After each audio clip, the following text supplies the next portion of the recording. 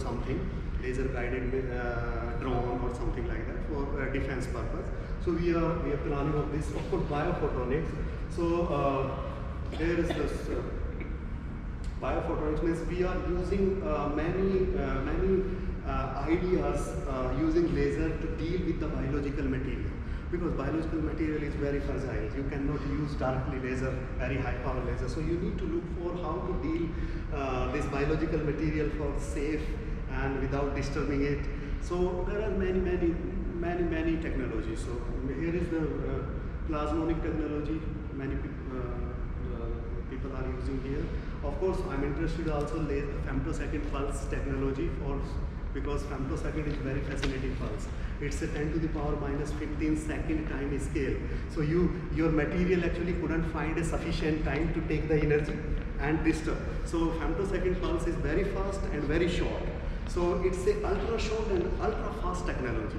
So one can use femtosecond laser for this thing. Of course, we are planning to make a high power laser, and the long term plan of our Quantlase is to generate high harmonic generation, XUV, X-ray laser for biological purpose. Means if you really wanted to see what is happening with the DNA, and if you really want to control all these things, so you need to have a very short pulse, which is not femto, which is beyond femto, 10 to the power minus 18. So you have to generate these things. So commercially it's not available to the best of my knowledge. Only Max Planck in Germany, they have attosecond laser pulses, but it's not commercially. So our plan is to generate high harmonic in our lab, because we have already purchased femtosecond system. It's there, it's arrived here. So this month, at the end of this month or next month, we will establish this laser system in our lab. Of course, we are interested in communication, optical communication based on chaos, and it's a very fascinating idea of chaos because it's easily generated and sustainable. So this is the idea, and finally we are very much interested in optical frequency comb for ultra fast spectroscopy. So this is just this is flavor of our research, or it's just some reflection of our research is going on in Quantlase. So recently, apart from that, we have deployed successfully our laser-based corona testing machine, which we called DPI, diffractive phase interferometry.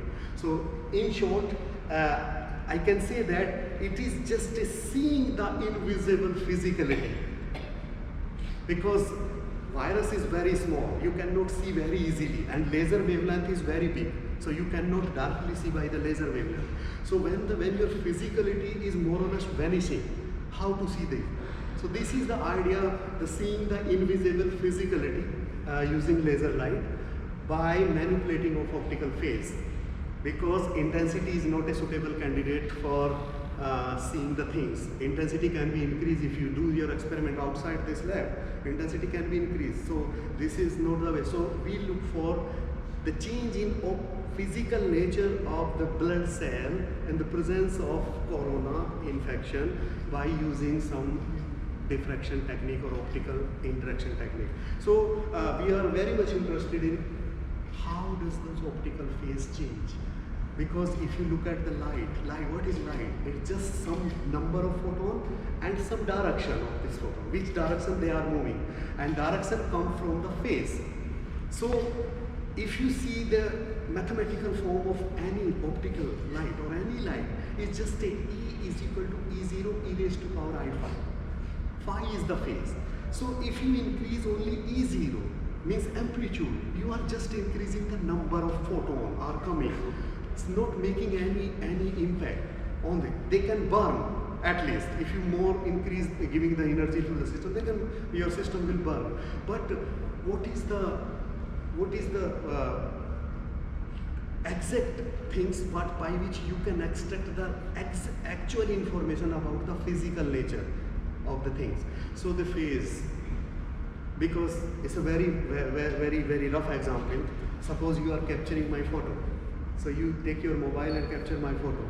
So if you say that only the reflection giving my reflection part of the impinging light is giving my photo, no.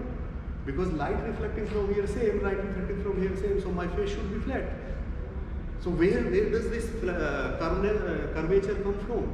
So light is not really intensity, it's really intensity as well as the way light is getting reflect from the surface and the curvature making an impact, the reflection.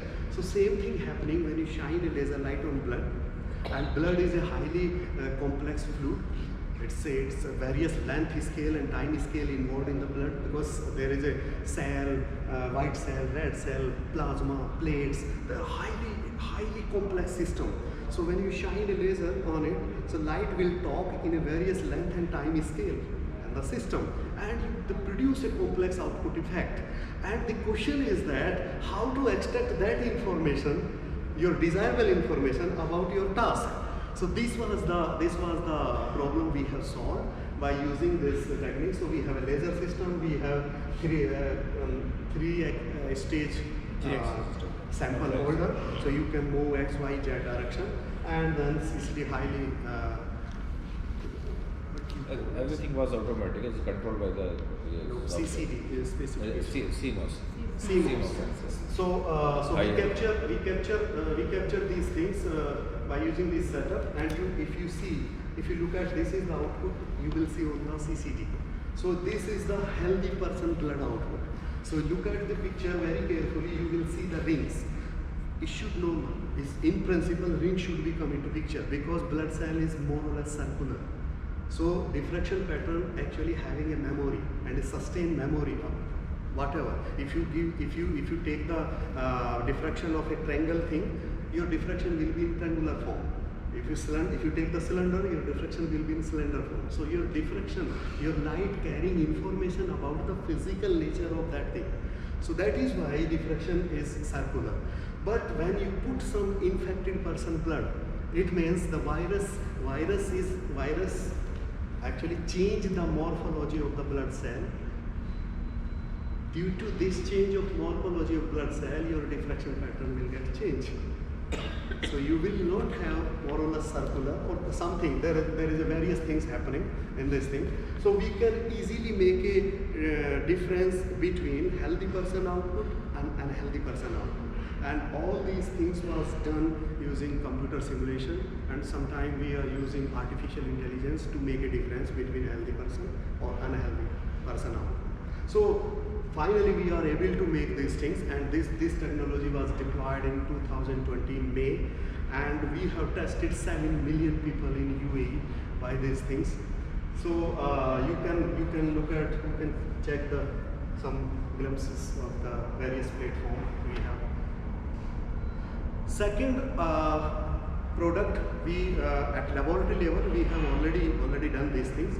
So this project is related to generation of QRNG, quantum random number generation, for the application in cryptography. Whether you can use it for blockchain or you can use it for cryptography, you can use it for simulation, stochastic simulation, many things. So for doing all these tasks, you need a random number generation. So the problem is that the already existing technology are not purely quantum. Quantum means they are not highly random. Means up to some length scale of the string they are repeat. So this was the problem. So the question is that how to get highly random number generation or string 0 and 1. So people are looking for the various platforms to get this thing. One platform is radioactive element. The radioactivity is random, so you can capture it, but it's very dangerous. So other thing is that why don't you use photon generation? Because if you switch on a laser and if you really below threshold, this is stochastic nature of the photon are coming. These are not lasing, it's just LED before threshold. So this is quantum. But the problem is how to use this very weak quantum for real life application. So the question is that how to amplify this quantum seed for the application, real life application. So we design a setup.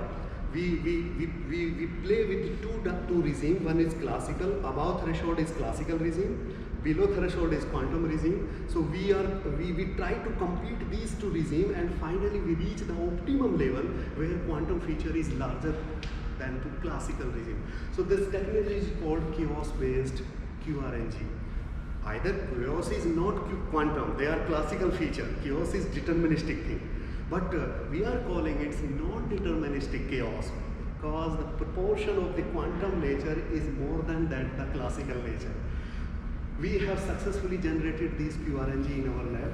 This is the real picture of and we converted into 0101 sequences, and we have successfully transmitting from here, this platform to some other platform.